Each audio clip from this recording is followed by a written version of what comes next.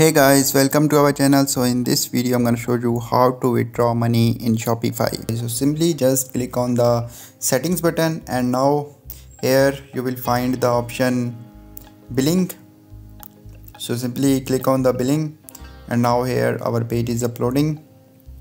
So after that, here you will add the payment method that you want to withdraw money. So simply you can add it your credit card or PayPal. Both options are available. Simply you have to fill the credit card details here, like first name, last name, your card number, address, CCV, and all of the data. And after that, click on add credit card.